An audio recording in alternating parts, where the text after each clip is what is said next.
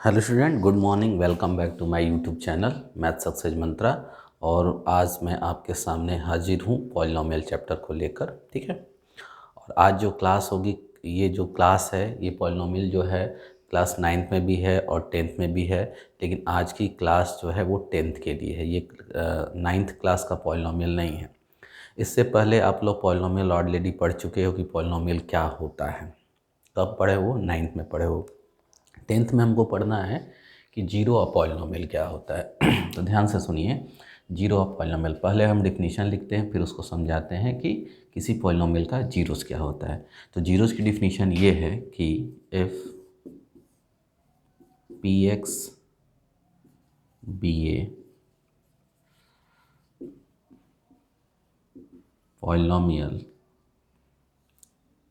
then and p a is equal to 0 then x is equal to a is called a zero of p x. ध्यान से देखिए, यदि P x एक polynomial है और यदि पी ए की वैल्यू जीरो हो जाए, इसका मतलब ये हुआ कि यदि इस पॉलिनोमियल में एक्स के जगह कोई वैल्यू ए रखते हो और उस पॉलिनोमियल की वैल्यू किसके इक्वल आ जाता है? जीरो के इक्वल आ जाता है, तो हम कहेंगे कि ये ए मतलब एक्स बराबर ए क्या होगा? उसका एक जीरोस होगा। एग्जाम्पल से समझते हैं इस डिफिनीशन को। जैसे आपके पास एक पॉलिनोमियल दे दिया गया x square plus 3x plus 2, ये पॉलिनोमियल है। इसमें हम क्या करते हैं कि वैल्यू निकालते हैं। किसकी वैल्यू निकालते हैं? p-2। क्या रखते हैं?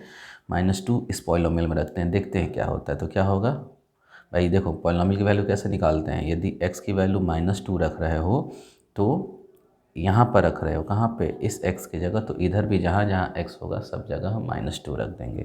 तो क्या होगा? -2 का स्क्वायर प्लस 3 इंटू -2 प्लस 2। तो ये निकल के आएगा कितना? ये हो जाएगा 4।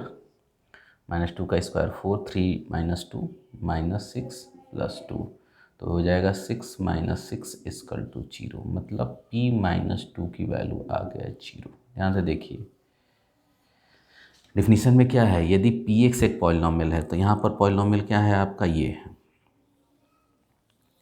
और यदि पी ए की वैल्यू जीरो हो गई और यहाँ पर किसकी वैल्यू जीरो हो गई? p-2 की वैल्यू जीरो हो गई, तो आप कहोगे कि x equal to -2, therefore x equal to -2 is a zero of p x. बात समझ में आ रही बात है? क्लियर हो रही बात है? तो ये सुनिए, ध्यान से देखिए फिर से। जीरोस ऑफ पॉलिनोमियल क्या होता है। यदि कोई पॉलिनोमियल पी एक्स है और इस x की जगह यदि a रखने पर उस पॉलिनोमियल की वैल्यू जीरो हो जाती है, तो x इक्वल टू a उसका क्या होगा? मतलब ये जो रख रहे हो, इसमें जिसके रखने पर पॉलिनोमियल की वैल्यू जीरो हो जा रही है, वही क्या हो जाएगा? उसका जीरोस कहलाएगा। एग्जाम्पल में हमने बता दिया कि पी एक्स एक पॉलिनोमियल था x square plus 3x plus 2, और जैसे ही हम इस पॉलिनोमियल में -2 रख रहे हैं तो इसकी वैल्यू जीरो हो जा रही है। देखो -2 यहाँ रखोगे तो यहाँ भी -2, -2 का स्क्वायर कितना हो जाएगा? 4। यहाँ रखोगे -2 तो 3 इंटू -2 -6 प्लस 2, 4 प्लस 2 6, 6 -6 0। तो इस पॉलिनोमियल की वैल्यू -2 पे जीरो हो जा रही है, इसलिए x इक्वल टू -2 इसका एक जीरो हो जाएगा। फिर एक एग्जांपल देख लीजिए यहाँ पर, और भी एग्जांपल देख लीजिए। जैसे एग्जांपल में है 2x प्लस 6, ये एक पॉलिनोमियल है। ये देखो, ये सेकेंड डिग्री का पॉलिनोमियल है जिसको क्वाड्रेटिक पॉलिनोमियल बोलते हैं, और ये लीनियर पॉलिनोमियल है। फर्स्ट डिग्री का है तो लीनियर पॉलिनोमियल है। तो यहाँ पर ये सब चीज़ें, quadratic polynomial, linear polynomial, monomial, binomial, ये सब चीज़ें 9th में आपको पढ़ाई जा चुकी है। हमको यहाँ केवल जीरोस के बारे में डिस्कस करना है। यदि आपको ये नहीं मालूम है कि ये कितने डिग्री का है, ये कौन सा पॉलिनोमियल है, तो आप 9th में जाके थोड़ा सा देख लीजिएगा, पॉलिनोमियल को क्लियर हो जाएगा। यहाँ पर हमको जीरोस पढ़ाना है। अब क्या करते हैं हम कि इसमें रखते हैं -3, देखते हैं क्या होता है इस पॉलिनॉमियल में। तो हो जाएगा 2 इंटू -3 + 6, ये हो जाएगा -6 + 6 और ये हो जाएगा 0। तो हम देख रहे हैं कि इस पॉलिनॉमियल की वैल्यू -3 रखते ही 0 हो जा रही है, इसलिए x = -3 is a 0 of px। इसलिए x = -3 क्या हो जाएगा, इस पॉलिनॉमियल का एक जीरोस हो जाएगा। तो ये पता चल गया कि किसी पॉलिनॉमियल का जीरोस क्या होता है। यदि कोई गिवन पॉलिनॉमियल है और उस पॉलिनॉमियल x की जगह कोई वैल्यू रखते हो, उस पॉलिनॉमियल की वैल्यू 0 हो जाती है, तो जो रख रहे हो वही उसका जीरोस होगा, ठीक ना। 2 एग्जाम्पल हो गया। यदि 0 नहीं होगा तो मतलब यदि पॉलिनॉमियल में कोई वैल्यू रखते हो उस पॉलिनॉमियल की वैल्यू 0 नहीं होता है, इसका मतलब जो भी चीज़ रख रहे हो इस पॉलिनॉमियल में वो उसका जीरोस नहीं होगा। फॉर एग्जांपल अलग से देखिए, आप पॉज करके स्क्रीनशॉट लेते रहिए, नोट बनाते रहिए। कॉपी भी बनवा चुके हैं आप लोगों का, तो कॉपी जब बनवा चुके हैं तो उस कॉपी पे आप लोग जितने भी क्वेश्चन यहाँ कराए जाएंगे उसको नोट करेंगे होमवर्क वाली कॉपी पे। क्लियर हो रही बातें। जैसे ही स्कूल खुलेगा हम चेक करेंगे, और मेरे पास वीडियो भी है, मुझे पता भी है कि मैं कौन सा क्वेश्चन कराया हूँ, इसलिए आप लोग क्वेश्चन ज़रूर करिएगा और इसी पर इंटरनल मार्क्स आपको दिए जाएंगे। हो सकता है कोरोना साल भर और रह जाए तो आपको भी इंटरनल के मार्क्स पर ही आपके बोर्ड के मार्क्स आ जाएंगे, तो इसको सीरियसली पढ़िएगा, ठीक है। चलिए, तो अब आगे चलते हैं। इसमें चलो एक चीज़, ये पॉलिनॉमियल था पहला एग्जांपल, इसमें थोड़ा सा रख लो 2, देखो क्या होता है। तो 2 का स्क्वायर 3 इंटू 2 + 2 कितना हो जाएगा, 4 + 6 + 2। तो हो जाएगा P2 की वैल्यू कितना हो जाएगा, 4 और 6 10, 10 + 2 12। तो हम देख रहे हैं कि जैसे 2 रखने पर ये 0 नहीं हो रहा है, इस पॉलिनॉमियल 2 पर पॉलिनॉमियल की वैल्यू 0 नहीं हो रहा है। इसका मतलब x = 2 is not a 0 of px। इसका मतलब ये हुआ कि x = 2 इस पॉलिनॉमियल का जीरोज नहीं होगा। कब 0 होगा, यदि कोई x की वैल्यू रखते हो, पॉलिनॉमियल की वैल्यू 0 हो जाती है तब वो 0 होगा। 0 नहीं होगा उसकी वैल्यू तो वो जीरोस नहीं कहलाएगा। 0 का एक अलग से नाम है, 0 को हम रूट्स भी बोलते हैं। क्या बोलते हैं, रूट्स भी बोलते हैं। तो ये भी वर्ड आ सकता है, 0 ऑफ पॉलिनॉमियल या रूट्स ऑफ पॉलिनॉमियल, दोनों एक ही होता है। अब आपके मन में एक क्वेश्चन ज़रूर उठ रहा होगा कि सर ये बताइए कि आपको कैसे पता चल जाएगा कि क्या रखने पे 0 होगा और क्या रखने पे 0 नहीं होगा, मतलब कौन सा जीरोज होगा कौन सा जीरो नहीं होगा। तो अगले कॉन्सेप्ट में हम यही पढ़ेंगे कि कैसे किसी पॉलिनॉमियल का जीरोज निकालेंगे, ठीक है ना। कैसे हम किसी पॉलिनॉमियल का जीरोस निकालेंगे उस पर डिस्कशन करना है। अभी तो हम जीरो समझा रहे थे कि जीरोस होता क्या है। ये था जीरो का अलजेब्राइक इंटरप्रिटेशन, मतलब आप इसका अलजेब्राइक कॉन्सेप्ट पढ़ लिया, लेकिन इसका एक ज्योमेट्रिकल कॉन्सेप्ट भी होता है, उसको पढ़ लेते हैं। ज्योमेट्री से कैसे पता करेंगे कि किसी पॉलिनॉमियल के कितने जीरोज होंगे और कौन से होंगे, ठीक है। तो जीरोज ऑफ पॉलिनॉमियल है, तो इसमें ये अलजेब्राइक कंसेप्ट था, इसका अप्रोच था। अब हम पढ़ेंगे ज्योमेट्रिकल कंसेप्ट ऑफ जीरोज। चलिए, तो ज्योमेट्रिकल कंसेप्ट ऑफ जीरोज में क्या होता है, ध्यान से देखिए। तो यहाँ पर लिखिए geometrical concept of zeros. Geometrical क्या कॉन्सेप्ट है, ध्यान से देखिए। दुनिया का कोई भी पॉलिनॉमियल है या कोई भी इक्वेशन है या किसी भी डिग्री का पॉलिनॉमियल है तो उसका हम ग्राफ ड्रॉ कर सकते हैं, ठीक है ना। ग्राफ ड्रॉ नहीं करना है आपको, लेकिन हम कर सकते हैं।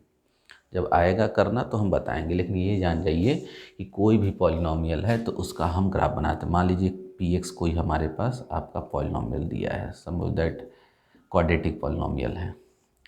अब यदि किसी पॉलिनॉमियल का ग्राफ आप बनाते हो, सपोज दैट इसका ग्राफ बनाते हो, सपोज दैट ऐसे बन जाता है, ध्यान से देखिएगा।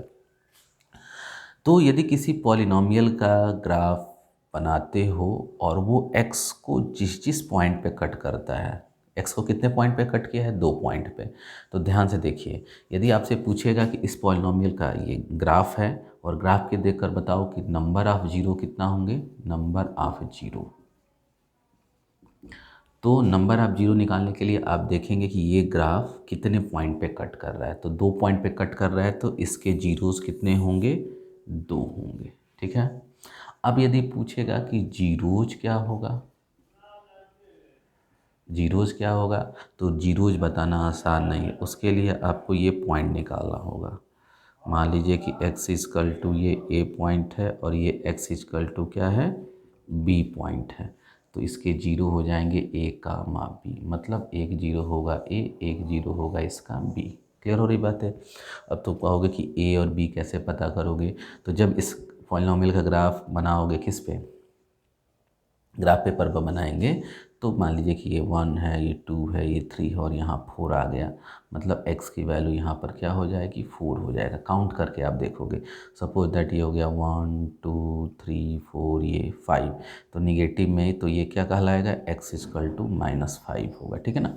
तो ये जब पॉलिनॉमियल दिया रहेगा, जब ग्राफ बनाओगे जहाँ भी कट करेगा उसको काउंट करके पहुँचेंगे और देखेंगे x की क्या वैल्यू हो रही है। जो x की वैल्यू होगी वही होगा उसका क्या, जीरोज होगा। तो हमको ये पता नहीं करना है अभी फ़िलहाल में आपके लेवल पे कि जीरोज क्या क्या होंगे, हमको बस ये पता करना है कि नंबर ऑफ जीरोज क्या होंगे। तो number of zeros geometrical concept क्या निकला, किसी भी पॉलिनॉमियल का ग्राफ, किसी भी पॉलिनॉमियल का ग्राफ एक्स एक्सिस को जितने पॉइंट पे कट करेगा उसके उतने ही क्या होते हैं, जीरोज होते हैं। अब क्या होगा, आपको पॉलिनॉमियल नहीं दिया रहेगा, अब आपको ऐसा ही एक ग्राफ दिया रहेगा और ग्राफ देखकर ही आपको बताना होगा कि इसके कितने जीरोज होंगे। तो चलिए कुछ एग्जांपल देखते हैं और इसके बाद से हम आगे बढ़ते हैं। ठीक है।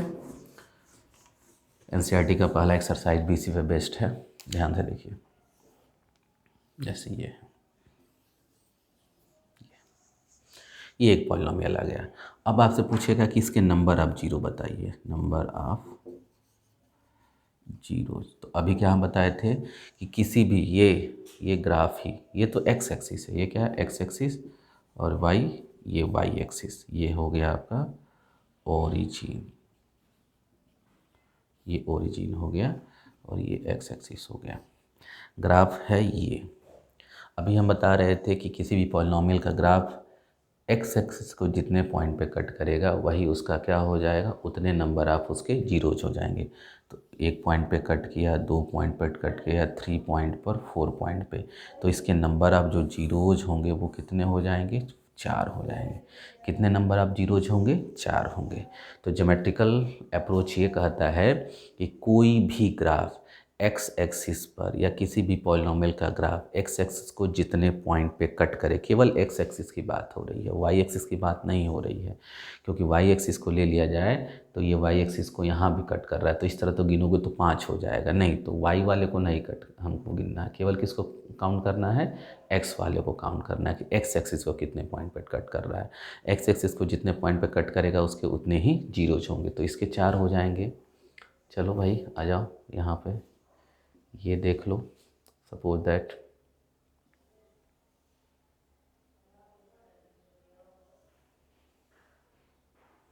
ये, सपोज दैट यहाँ ये नहीं है, ये वाला है। अब देखोगे कि ये एक्स एक्सिस को कितने पॉइंट पे कट कर रहा है, देखो कट कर रहा है या टच कर रहा है, दोनों एक ही बात है। तो देखो एक पॉइंट यहाँ आया और एक पॉइंट यहाँ आया, तो इसके नंबर ऑफ जीरो कितने हो जाएंगे, 2। यहाँ पर केवल टच करके जा रहा है, क्या कर रहा है, टच करके जा रहा है। तो टच करे या कट करे सारे पॉइंटों को काउंट करिए, लेकिन केवल एक्स एक्सिस वाले को, वाई वाले को हमको नहीं काउंट करना है। इसको क्लियर हो रही बात कि वाई एक्सिस को कितने पॉइंट पे कट करेगा। केवल आप देखिए कि एक्स एक्सिस को कोई पॉलिनॉमियल का ग्राफ कितने पॉइंट पे कट कर रहा है या टच कर रहा है, वही उसके नंबर ऑफ जीरोज हो जाएंगे। तो इसके नंबर ऑफ जीरोज 2 और इसके नंबर ऑफ जीरोज 4 हो जाएंगे। ठीक है। तो पहला एक्सरसाइज आपका एनसीईआरटी का इसी पे है, आप लोग देखिएगा। चलिए एक और बना देते हैं। सपोज दैट ये हो गया, तो एक्स एक्सिस को कितने पॉइंट पे, 1 और 2 पे कट कर रहा है, तो इसके नंबर ऑफ जीरोज क्या हो जाएंगे, 2 हो जाएंगे। और देख लो,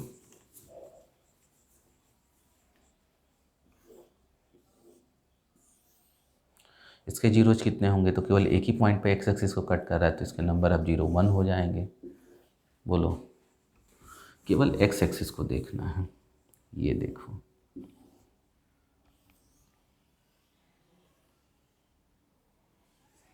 ये है। तो देखो यहाँ कट किया, यहाँ कट किया, यहाँ कट किया और यहाँ टच किया, तो एक पॉइंट पे टच कर रहा है और 3 पॉइंट पे कट कर रहा है। तो टच करे या कट करे, हर जगह टच करेगा तो वो भी क्या कहलाएगा, वो भी एक जीरो यहाँ से भी आएगा, एक जीरो यहाँ से आएगा, एक जीरो यहाँ से आएगा, एक जीरो यहाँ, तो इसके नंबर अब 0 भी हो जाएंगे 4।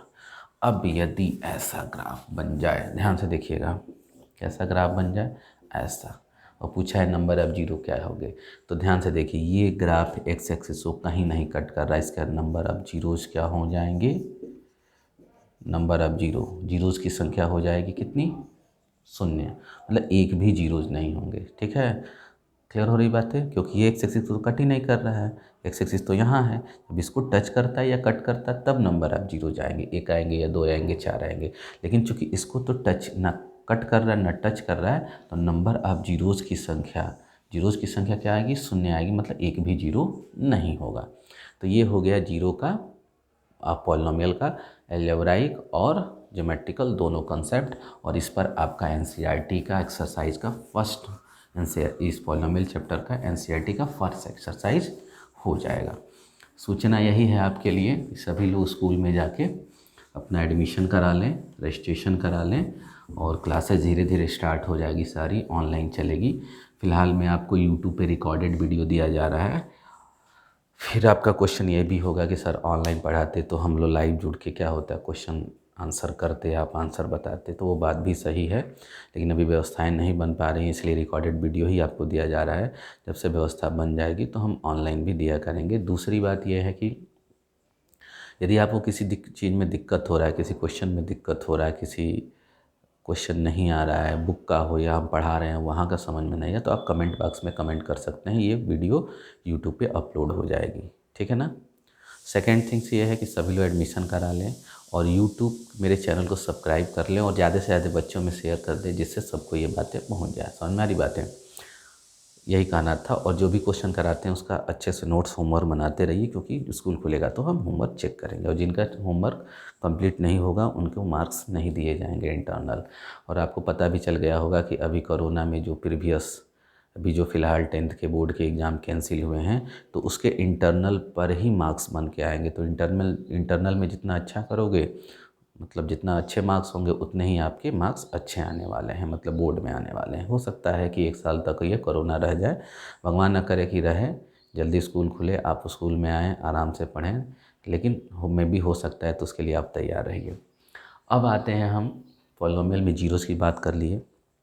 अब जीरोज़ के बाद आता है एक टॉपिक है आप में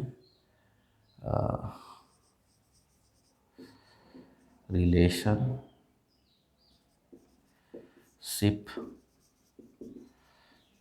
between zeros and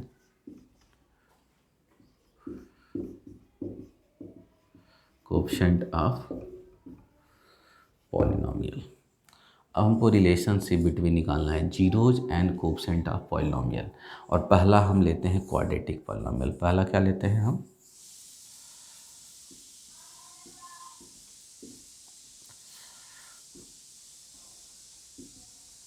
quadratic polynomial. ठीक है, तो क्वाड्रेटिक पॉलिनोमियल क्या होता है, P X equal to A X square plus B X plus C. समझ में आ रही बात है, ये हम पॉलिनोमियल ले लेते हैं। और चूंकि ये ए है, क्या है ए, अब कहा जाएगा कि भाई कोएफिशिएंट ऑफ पॉलिनोमियल क्या होता है, तो ध्यान से देखो ए बी और सी, ठीक ना, ये a b c are known as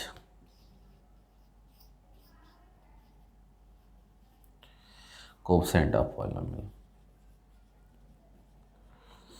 ध्यान से देखिए, यदि कोई पॉलिनोमियल दिया है तो यहाँ पर एक्स स्क्वायर का कोएफिशिएंट, एक्स का कोएफिशिएंट और ये कांस्टेंट टर्म, यही तीनों के तीनों constant of coefficient of polynomial कहलाते हैं। क्या कहलाते हैं, कोएफिशिएंट ऑफ पॉलिनोमियल कहलाते हैं।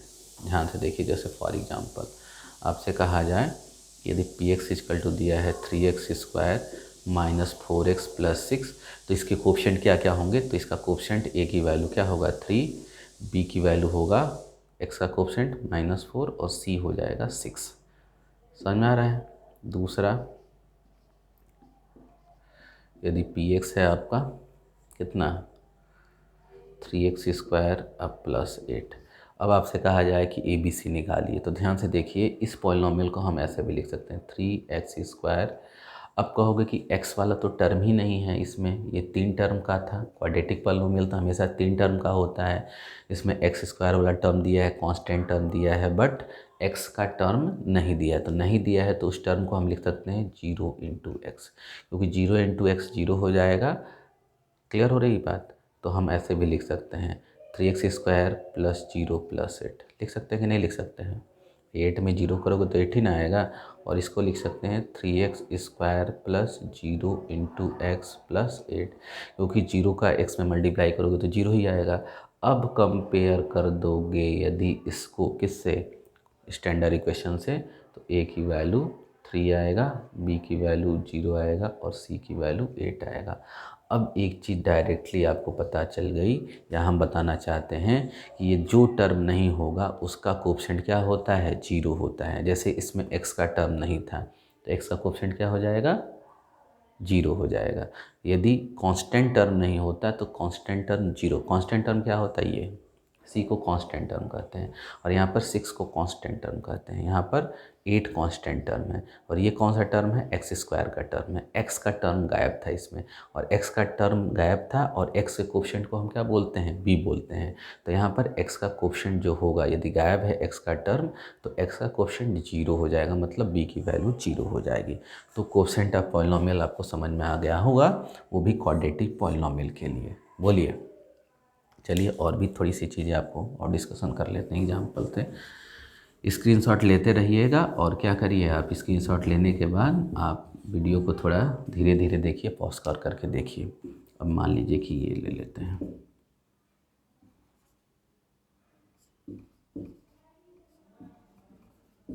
ठीक है, इस तरह से लिखा हुआ है, और आपसे कह दिया जाए कि ABC क्या होगा, तो A होता है x² का कोफिशिएंट। तो x² का कोफिशिएंट कितना है, साइन के साथ लोगे -4, ऐसा नहीं केवल 4 लोगे, 4 के सामने जो भी साइन है वो लेंगे। x के कोफिशिएंट को बोलते हैं b, तो b कितना होगा -3, और जो कांस्टेंट केवल कांस्टेंट होता है वो होता है c, तो ये होगा c की वैल्यू 4 हो गया। और लिख लो,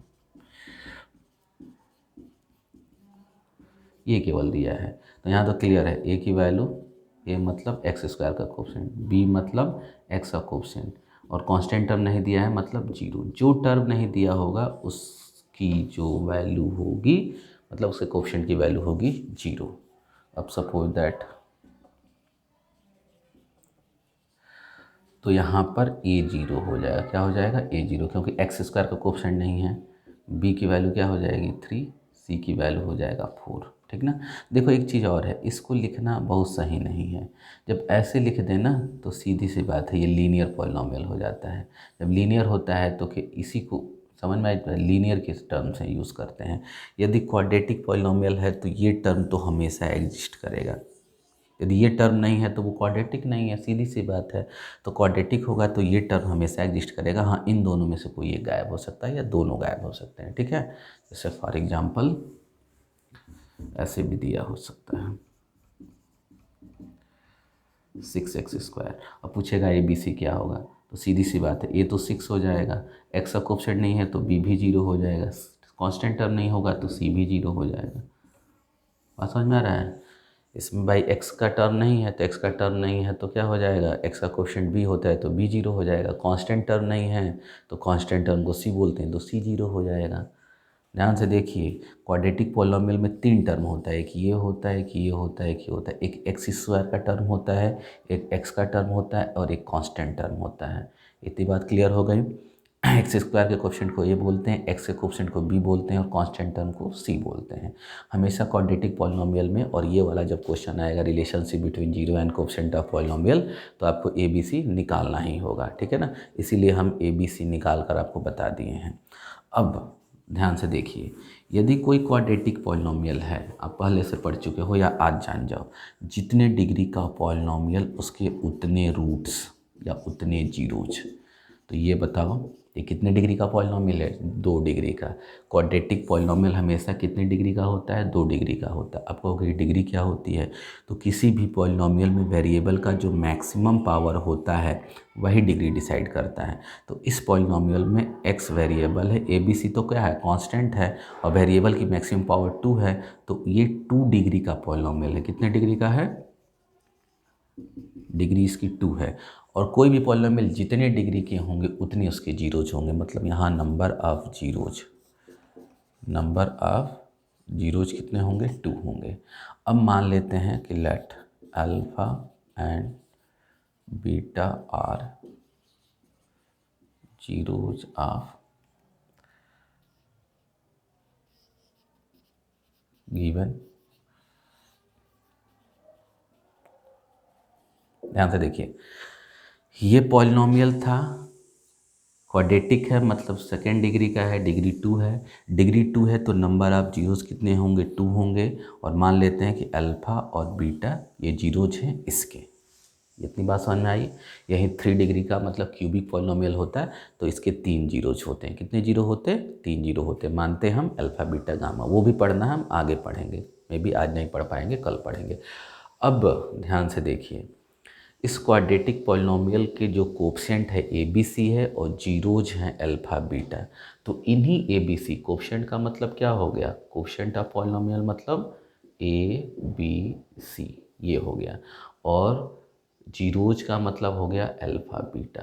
तो अब हमको अल्फ़ा बीटा और ABC में रिलेशन निकालना है। तो रिलेशन क्या होता है वो डायरेक्ट लिखवा देते हैं, और फिर हम धीरे धीरे उसको डिराइव भी करेंगे। तो याद रखिएगा कि सम ऑफ जीरोज, ध्यान से कि रिलेशन क्या होता है? पहला रिलेशन होता है अल्फ़ा प्लस बीटा होता है माइनस B/A, ठीक ना, जिसको हम वर्ड में लिख सकते हैं sum of zeros equal to minus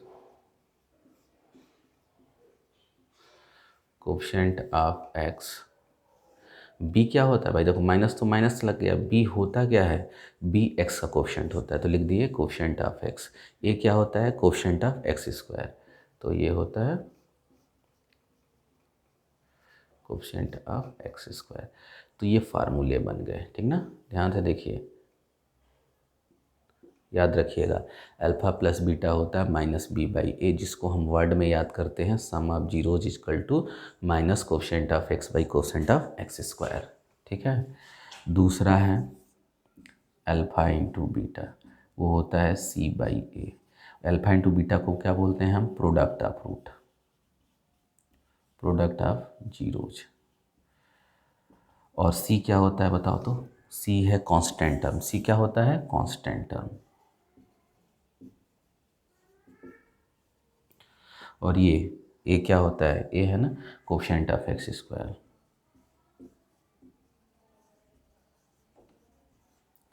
तो एक दूसरा फार्मूला, ये दोनों फार्मूला आपको याद रखना है कि sum alpha plus beta minus B/A होता है, और अल्फ़ा इंटू बीटा C/A होता है। वर्ड में याद करना हो तो याद कर लीजिएगा, sum of zero equal to minus coefficient of x by coefficient of x square, और product of zero equal to constant term by coefficient of x square. तो ये हो गया relationship between zeros and coefficient of a quadratic polynomial. ये क्या हो गया?